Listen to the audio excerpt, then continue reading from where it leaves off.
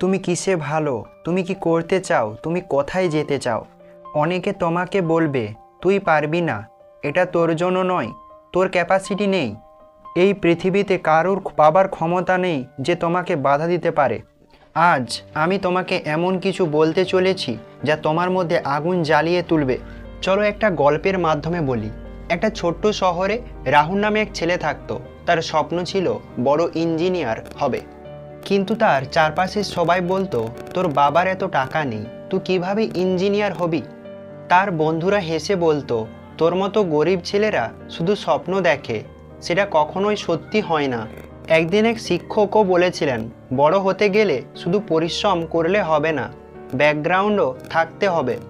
রাহুল সেদিন মাথা নিচু করেছিল, কিন্তু মনে মনে একটা কথা বলেছিল, আমি প্রমাণ করব আমার স্বপ্নের পথে কেউ আমাকে থামাতে পারে না। সে দিনে দিনে কঠোর পরিশ্রম শুরু করলো। যত বাধা আসতে লাগলো সে ততই শক্তিশালী হতে লাগলো। সকাল থেকে রাত পর্যন্ত পড়াশোনা, কাজ, কষ্ট কিছুতেই সে থেমে থাকেনি। সেই রাহুল একসময় গরিব ঘরের ছেলে ছিল। সে আজ দেশের এক নামকরা ইঞ্জিনিয়ার। যে বন্ধুরা তাকে নিয়ে হাসতো তারাই আজ বলছে ভাই আমাদের জন্য কিছু কর।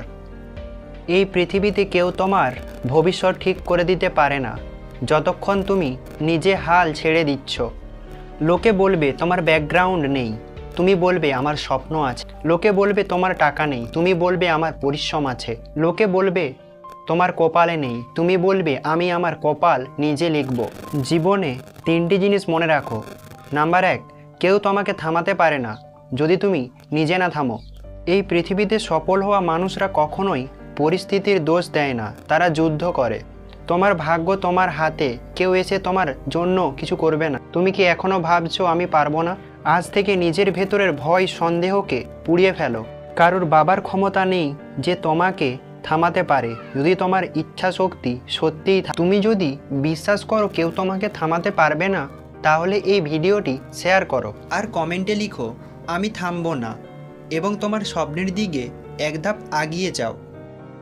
Thanks for watching.